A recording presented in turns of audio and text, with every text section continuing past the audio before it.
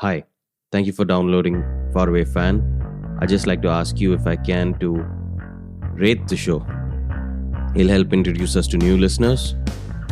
And you can also find us on Instagram and Twitter at FarAwayFanPod. That's FarAwayFanPod. Thanks, and I hope you enjoy the show. Hi, I'm Pranav, and I'm a fan of AC Milan. Hi, Pranav. Hi, Sean. I'm so glad we're doing this episode, man. In fact, you're one of the first people I bounced the idea off, and I remember you were quite excited about it. I think it's a superb idea. I think there are so many fans around the world, and there's some, there are some fans who you don't know why they're even supporting that team, and that team is doing so poorly right now. Yeah. Uh, I think with the current state of affairs, I'm also one of Yeah. those. Why the hell would I want to support AC Milan Which is why. after a decade of banter? But that's Suffering. that's the thing about being a fan. That's the thing.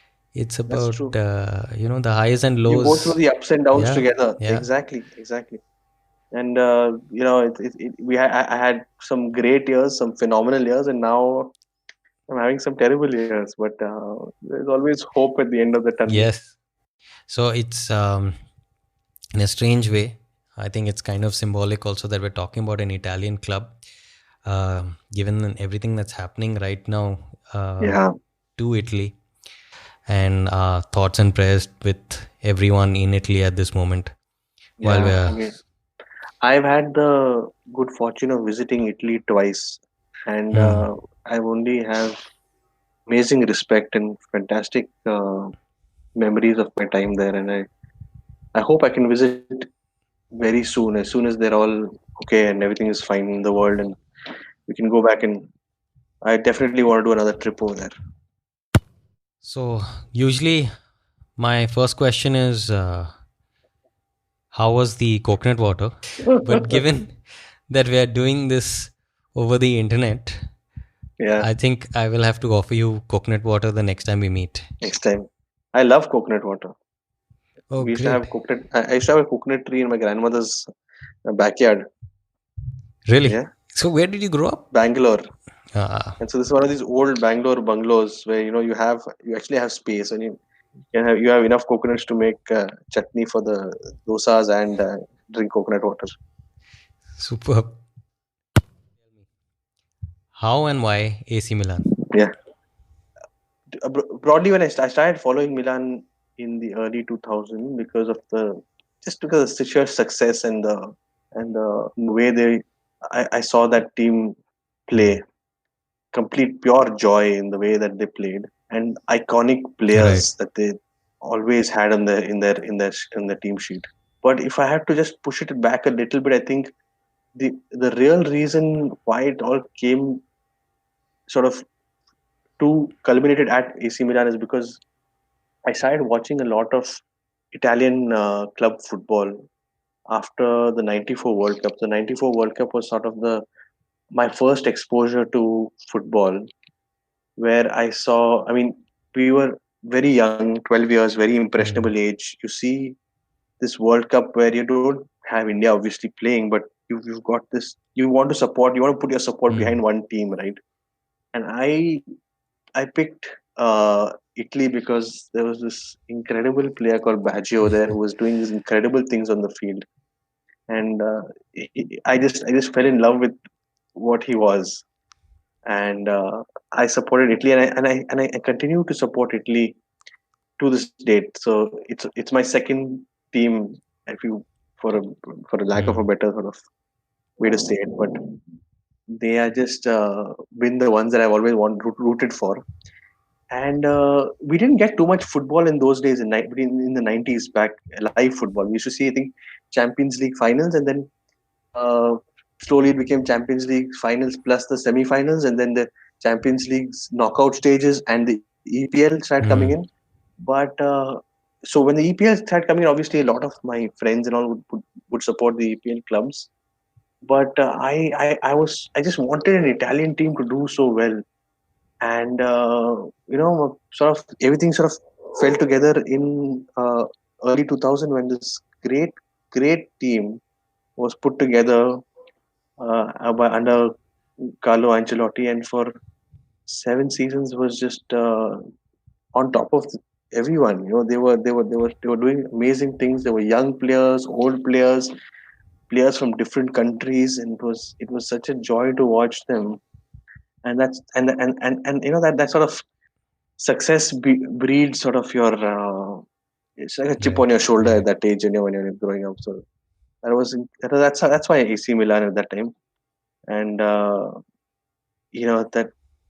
to see a guy like Mm. Maldini, as your leader, you wanted to be. He's like a guy's guy. You want to be like Maldini when you grow up, and also it was a lot of that. Yeah, Yeah, and I think in many ways, uh, Italy and India are very similar.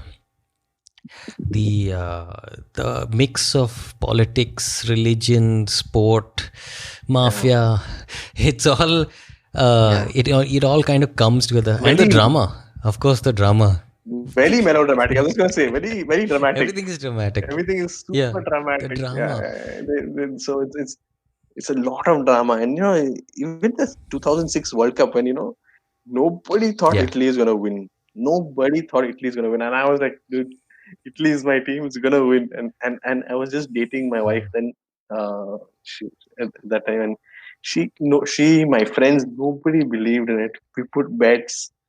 Somebody said France because France was super talented, and then of course, Mm. England and this that, and everybody wanted these teams to do well. But when they did win it, I was probably the only Indian celebrating. I don't know. It was pretty awesome. And before that, when you talk about melodrama, just before that, there was another sort of betting Yeah. scandal and a fixing scandal that had happened in Mm. Italy and all that. So they have a history of a lot of drama, very similar to India. So you've told me in the past that when it comes to supporting clubs, that you have no Yeah, qualms about wearing uh, other yeah, jerseys. yeah, yeah. Absolutely. So the thing is, I'm not Italian, so I don't understand why a Juventus fan will hate a Milan fan, or why an Inter fan will hate a Milan fan. So I don't know. I don't know what happens in Milan or what happens in the north of Italy. Uh, but but if Juventus is playing Madrid, or if Atalanta is playing Atletico Madrid, Hmm. I would support the Italian side. That's it. It's absolutely simple. Roma Barcelona 2 seasons ago was incredible for That me. was I an was incredible so match. happy for them. I was so happy for them. And and Roma is a side that was perpetual sort of underdogs during the 2000s. Yeah. 6 times in the 2000s they came as runners up. So it's a beautiful sort of way, and I have no qualms wearing a Roma jersey. I was wearing a T-shirt I have a T-shirt which has the score line, the Roma Barca score line on it. Okay. So I have no qualms. I have a Juventus jersey. Um, for some reason, I don't have an Inter jersey. I think that sort of pushes it, but I don't know. I might get an Inter jersey. I'm not. See, I'm not. I'm not. Uh, I feel I should support the Italians over Yeah. anything else. Okay. My team is Milan. So if Milan plays anybody, then it's Milan. But if an Italian team plays anybody else, then it's the Italian team. Superb. Is that strange? No, I don't think it's strange at all. I think Yeah. in many ways it's because it's deeply rooted in having been watched and be inspired by that era of football. Yeah. So exactly. So because I grew up more of an international football viewer Hmm. and not a club football viewer. I think that's why it is different. Yeah. A lot of people are watch more club football than international football now. But when we Now grow we up, didn't get it we then. didn't get Yeah. it. We got World Cups and we got Olympics. And Yeah. I remember Olympics matches. I remember World Cup matches. So 94, 96, 98, 2000, and of course Euros. We had a lot of Euros in between. Yeah. So I remember all those. till Euro 2002, and that's really when after that, that's when club football really picked up. So I'm more of a generation where we were into international football. Yeah, So maybe that's you the may be reason. right. Yeah. That's it. We've just gone into Yeah. deep analysis and uncovered this. Yeah. Why we are weird? Are you somebody who's interested in the history of club then? I am. I'm interested in history a lot. I'm interested in. I read a lot of football books. That's the other thing I do. But it's interesting to know cultures and understand And Milan has why a lot of that. Milan has a lot of culture. Italy has a lot of culture. There are so many sort of just the language that they speak. I mean, what I mean is that the way that they put across their views is so different from one country into another country. You know, that philosophy. I mean, everybody knows Italy as being really artistic and in all aspects of life. In art, in food, sort of a lot of passion. But in football, they're always sort of associated with defensive football, or they. But you've got to see it from the perspective that how can a country that is so into art and into passion suddenly play football in such a dull, boring manner? But it's not really like that. People, there's a beauty in defense and in keeping a 0-0 or a 1-0 victory. Yeah. Um, and win at all costs, and is also an important thing. So it's not only winning 4-0 and 5-0. Sometimes good classical defending and great goalkeeping. If that's what they're known for, then that's great. So what's your earliest memory of the club? Of the club? Yeah. My earliest memory, now I have to think. It keeps sort of changing. I have a memory of the Champions League final. Okay. Which one? Of Milan Juventus. Yeah. Yeah. And so the commentary, the English commentators then come, and I remember Del Piero coming up and scoring, and he says, "What did he say?" He says, "Good boy, good boy." He said that to Del Piero. I was like, yeah, good boy. But I remember, I have that as a memory. I have a few of the So I think that's when the memories really start. And I think a few flashes of the previous matches. Because we used to get, I think, semi-finals, quarter-finals, a few knockout matches, and then the finals is what we used to get to see at that time. So that's where I got. But we get a lot of reports in Sports Stars. So during the 90s, Sports Star was the magazine that I don't know if you read too much of Sports Star. So a lot of that of the football reports we used to get in Sports Star in the 90s. And with posters in the middle. Yeah, the posters. So I collected those posters, and I read a lot of those articles in that time. And then finally we got to see a little bit more of the football later in the 2000s. That was great. The 90s were all about the Italian football. SerieA was the best league in the world. The best players in the world went to SerieA. The EPL came much later in that sense, but for us in our generation, I think it was the Italian leagues that everyone was talking about. We may not have watched all of it, absolutely, but we didn't get to watch a lot of it. But what we did, like these reports that you talked about in the Sports Star and even in the papers and things like that, they were all talking about the Italian league. Exactly. Nobody spoke about the other leagues at all. It was only the Italian, because if you remember, everybody went through it. So your top Brazilian players, Ronaldo, Rivaldo, Ronaldinho, all came at least at some point in their careers to the Italian league. Or your top Dutch players, your top some of the German players, like Klinsmann and Bremen, they all came to the Italian league at some point. So you've got your Argentine players also kept coming in and out of there. So. Maradona being the biggest one for Napoli. Yeah. That was huge. But a lot of them came, and up to I think mid 2003, 2005 is when they kept coming. Then after that, sort of the power sort of shifted towards England. Milan has seen many legends. You mentioned one really special one. Who is your club legend? Yeah, El Capitano, the only captain. Not the only captain, but yeah, I'll tell you with Maldini, I think it's this good-looking, big Italian flowing hair, built like a block, commanding people from the back, Yeah. Tackling people. He's just the kind of guy's guy. You want to grow up and kind of be like him and be strong like him, and even the way he lifts the bloody cup is like, Yeah. so it feels so. I still get goosebumps when I see him lift that cup like that. But he's a legend and so humble, and he's like loyal, Yeah. He's his father and he and his sons are all part of Milan. It's like, I mean, this is like the story like you want to live.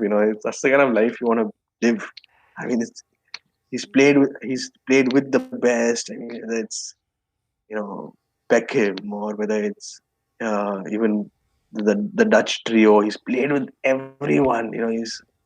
He's done everything that is possibly except winning the World Cup, but he's done everything that he could possibly want. He was just the guy's guy. So for me, he was just the absolute idol. But Maldini, I remember him as being that. I think he's from that era. Italian defending as an art form was perfected by Maldini. Yeah, and there's just so many. There's so many who didn't even get to play for the Italian national team and who just played in the league. But the way that they would do, so even Baresi, not a very big, strong guy, but it's just that they had this amazing positional sense, and they didn't really need to. The quote that I'd given you last time was when he said that,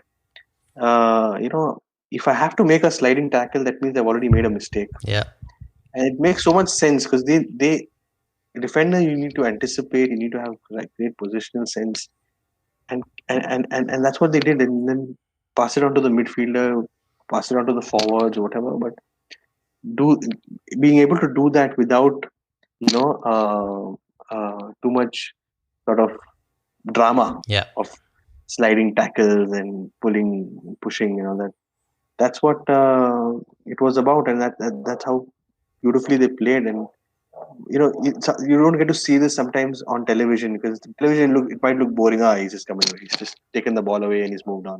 Yeah. But when you see it for instance in a stadium live, you realize that this guy just anticipated what the striker or what the pass is going to be like, and he's just in the right place at the right time, and that's the beauty of it. Who are Milan's biggest rivals? To me, I think there was a time where we would play every year. Every Champions League we would play Barcelona. So I'd say Barcelona is a big rival. At one point, Madrid was a big rival when they weren't winning as much when Milan were winning, and they were at the same number of Champions Leagues as Milan. Now they're ahead, but there was a point not too far back where AC Milan and Real Madrid were the same sort of number of Champions League medals. So those two are the big two. Domestically, of course, local rivals are Inter. Most successful club in Italy is Juventus. So those are the four big rivals. But if I have to be really honest, now it is Atlanta, Fiorentina, maybe even Brescia. I don't know. I can hear the pain. It's painful. It's painful. So when you ask me what my rivals are, I mean, right now to be honest, we're a mid-table club. So, I mean, I'm okay. I'm okay with it, with admitting it, and I'm okay saying it's in Fiorentina and Bologna are at rivals now. I'm always fascinated by the Milan derby, man. The choreography in that stadium. I mean, first of all, the fact that these two rivals are in a stadium like San Siro, man. Yeah, San it's Siro. incredible. You've been to 80,000 San. people. I've been to San Siro, and I was there when it wasn't that full. Though it was a midweek match, Wednesday night match, Milan Parma, and we had 55,000 people, not 80,000 people. That's Mm-hmm. 80,000 capacity, but 55,000 people were singing and chanting through the entire 90 minutes, and you don't get to see that. And the thing about the San Siro is the way that it is built is the acoustics are so good that you can hear the grandmother in the second tier swear at Ibrahimovic. So it's like that. So it's pretty super fun. And uh, I've not had I have not had the opportunity to watch a Milan derby. Maybe at some point I will. But I mean, I remember when I went there, and I think Inter is the more sort of followed club locally All right. because they've done so much better in the domestic league. They haven't done too well as Milan in Europe, but in SerieA they've Mm-hmm. completely outperformed for many years. So I remember when I had gone there, I wanted to go for a match, and the only way to book a ticket is you share your soft copy of your passport to the hotel, and the hotel guy goes and books it for you. Okay. At least this was the process in 2011. Okay. So I asked this guy to go do this for me. He hadn't done it. Once I arrived in Italy, I told him, "Listen, I need to get tickets for this match. It's happening day after tomorrow. Please do it." So he said, Mm-hmm. "Why you want to go for this match? On the weekend, Inter is playing." And then I realized that this guy was an Inter fan. With the way he was talking about, the way he was so disappointed that I'm going for a Milan match. He was like, "Listen, you don't. Why do you want?" He was like almost like, "Why do you want to ruin your holiday? Go for the Inter match."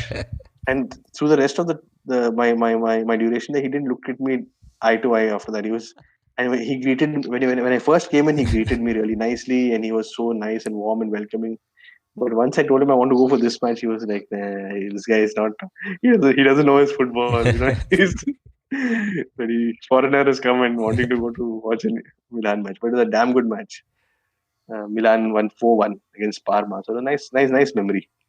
Lovely. But you tell him Yeah. that you were a Milan fan? No, no, no. I didn't want to get into that sort of conversation with him. He was already fairly upset that I'm not watching his favorite team. So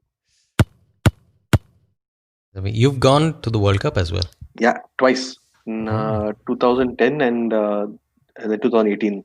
2014 we were planning to go, but then we had a baby who was Ah, less than a year old, so like couldn't make it. But yeah, otherwise, really enjoy it watching the World Cups as well as the World Cups is what got us into it, right? So yeah. the World Cups, I'll keep going for these World Cups. I love them.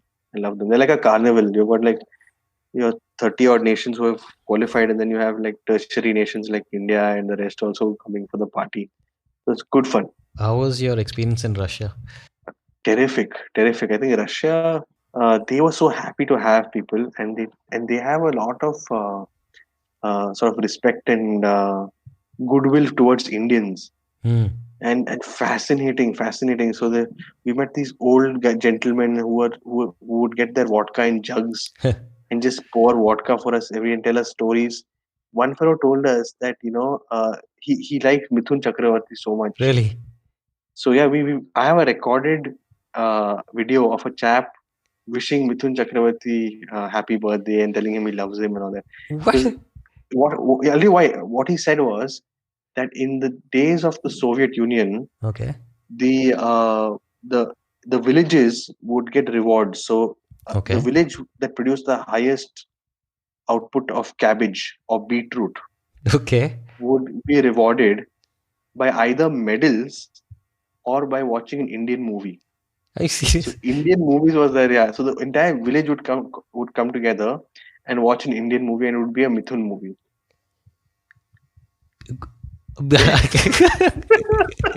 I'm not kidding, dude. I'm telling you, and I have videos where uh, as soon as like we walked in, so we were a group of six Indians. We would walk into pubs and restaurants, Okay. and they would start playing Jimmy, Jimmy, Jimmy, Aja, Aja, Aja. And they'd be like, thumbs up, I'm so happy to see you guys. India, so happy. Oh, I think, that's amazing, man. it's incredible. And the people are so good. They look all a little serious and all, but they're so good. They're so good. And we had a damn good time. We had a really good time. That's Yeah, really South amazing. Africa also was terrific, but Russia was really good. Very misunderstood sort of country because of the lack of exposure they get in the media. That's a fantastic story, man. So the thing is, one of the guys we went with worked. I think, he worked with Z, and on this particular show called Dance India Dance, which was a show on which Mithun was Okay. judge. So he knew Mithun. So he actually got that birthday wish to Mithun's, and Mithun replied on WhatsApp back saying, "Hey, thanks so much." And so Mithun is aware of his popularity in Russia. Wow.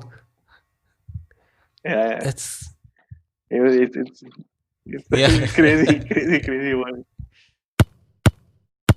You told me this lovely experience of taking your son with you to Rome. Yeah, that was our second trip to Italy, and I just wanted to take him to a football stadium, and we were in Rome, so there was a very sort of not a very big match. It was Lazio versus Pescara, so it's not a really big match.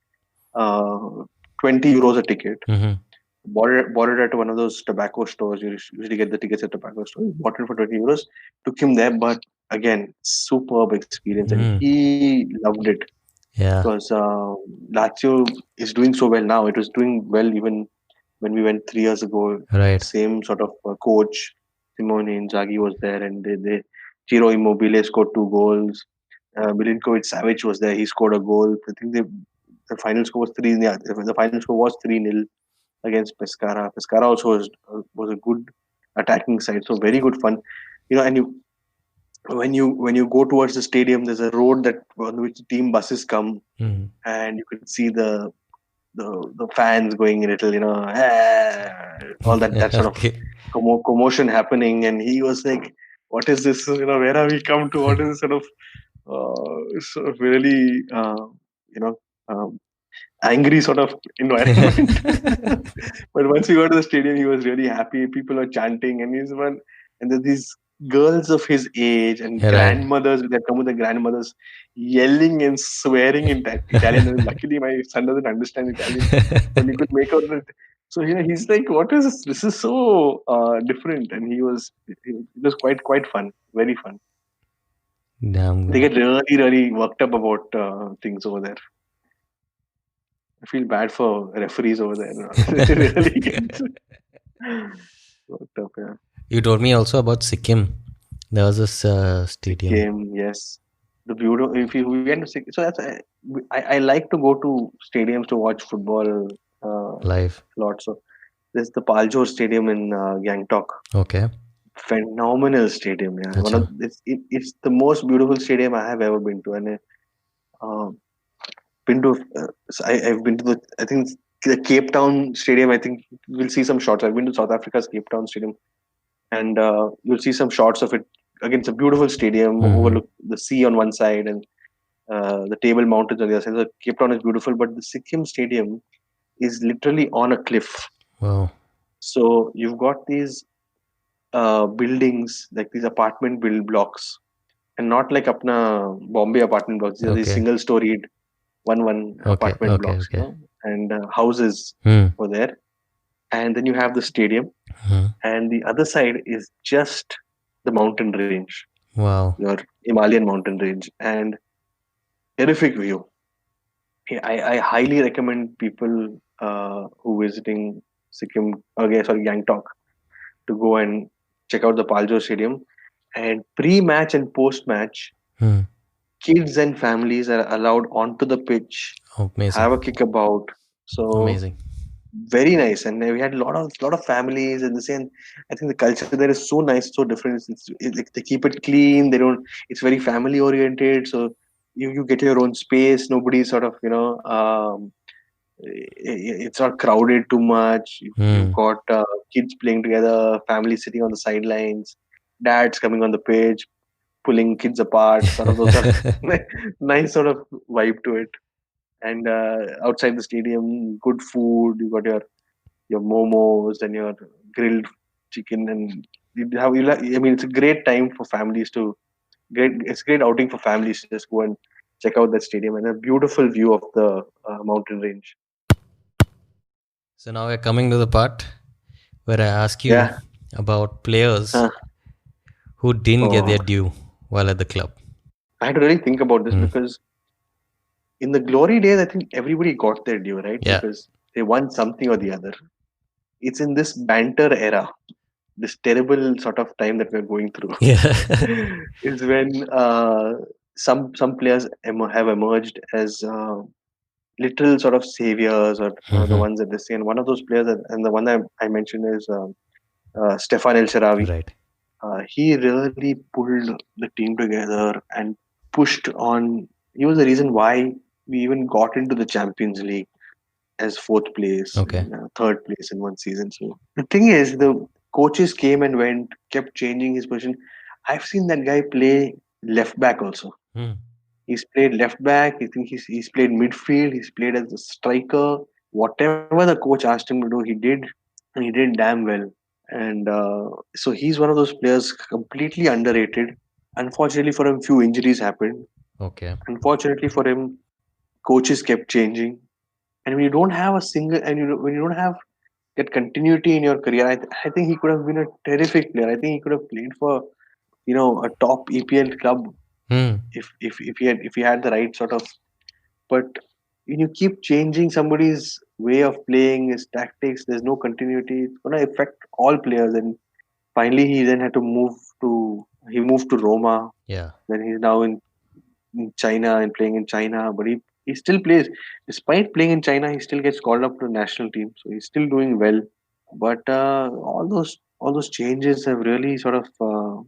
I mean, you could see that, and you could see his performance sort of drop after a period because you're making him do too many things. You've got like so many expectations from this player, and you're not playing him in his position that he wants to play in.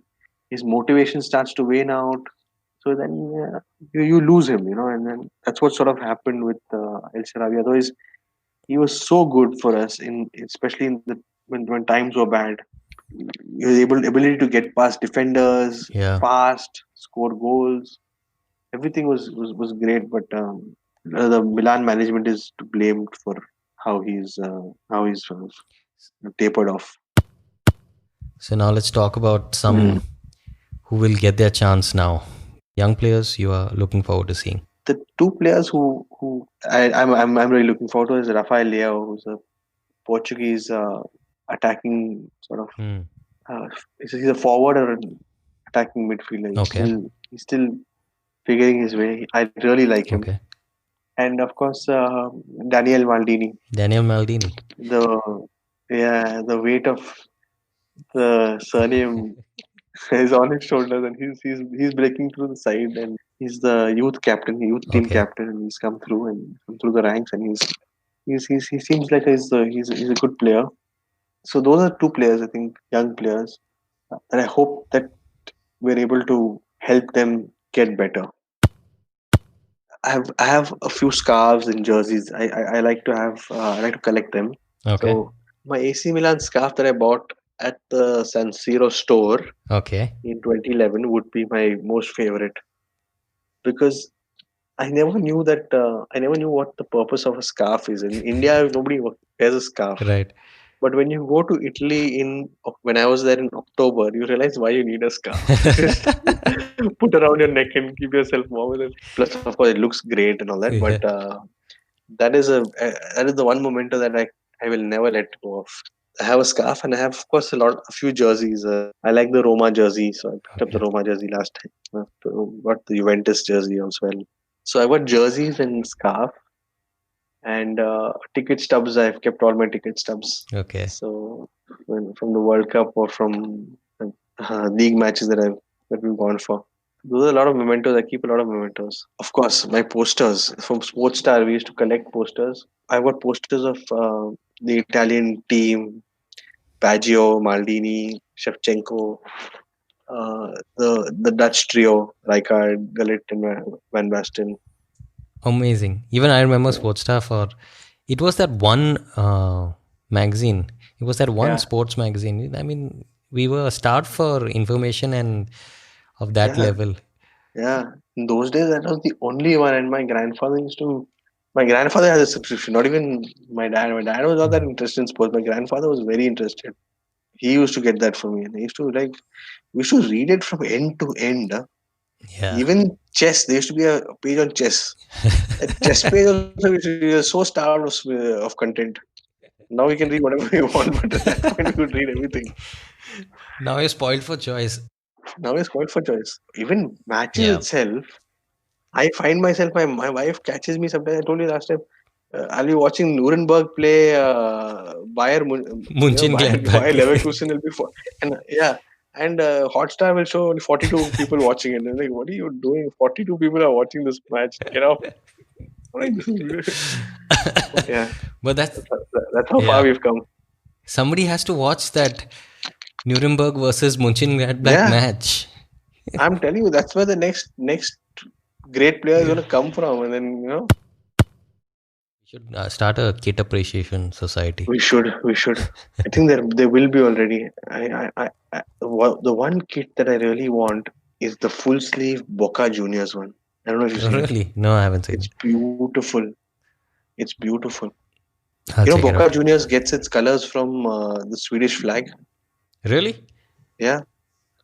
So the Boca fans were waiting one day, and they were figuring out what colors they want for their jersey. Mhm.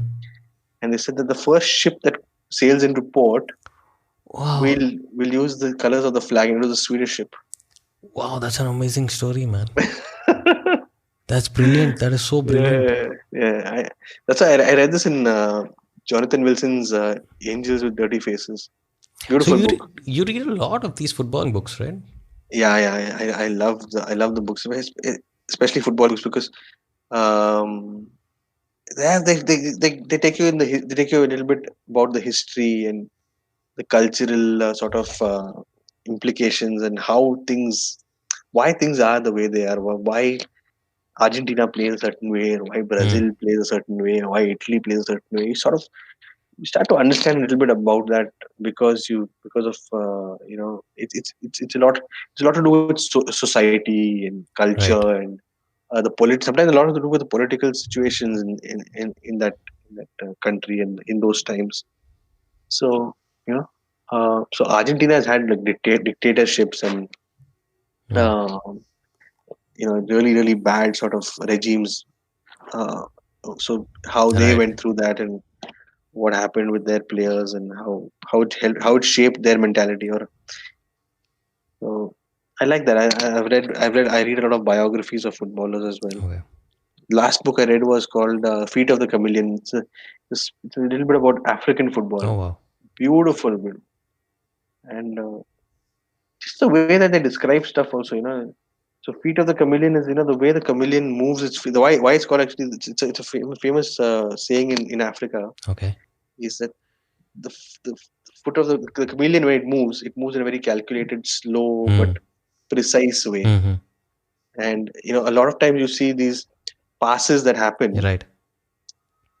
happen calculated, slow but precise. Right. So when you have an assist that happens across the field, it's called, hey, that guy has a feet of the chameleon. Wow, that's lovely. Berlusconi has his own controversies. Berlusconi controversies Wikipedia page. There's a page.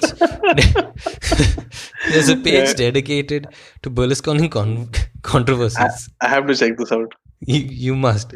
It's amazing, and only this is the thing that I was talking about earlier, right? It's that mix of politics and religion and sport and everything.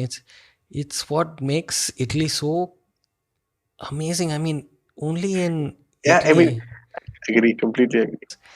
they had some fantastic years. Yeah, Milan had some fantastic years under him. I yeah, mean, he's everything that what he is and what he's done. yeah. But he's done a lot for not just Milan, but for football, For Champions football, League, all of that. yeah.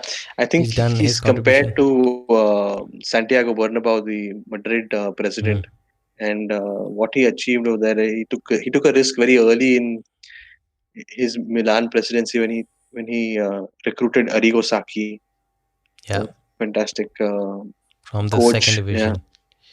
division. He took him from the second division, brought him there, and they won back-to-back Champions Leagues, and just went on from there. Then after that, Capello and then Ancelotti. Some brilliant, brilliant years. After having seen that era, with that Milan, that success, that Berlusconi era of success, we are here now. Milan is not doing that well. It's seen. Milan has seen some of the greatest players play. You can rattle off some. You got Ronaldo. You mentioned Zlatan. Guys like Gullit. I remember watching Gullit play. Kaka. Kaka. Yeah. Those were the teams that you think about now when you talk about Milan. And now it's a little bit of a struggle, and I can only understand your frustration. I totally understand your frustration in this time right now. But I think that a lot is happening behind the scenes, and I hope that we'll see Milan back again, right up there. The disappointment has been there season on season. So now I've stopped, saying this, and I hope the season will be different. I think unless there is a proper management, a coach that can do it day in day out, it's hard. So again, next season will be start from scratch, start from square one. Right. But yeah, you're right. Just keep our fingers crossed and hope for the best. In the meanwhile, rest on our laurels and talk about the good old times with you, man.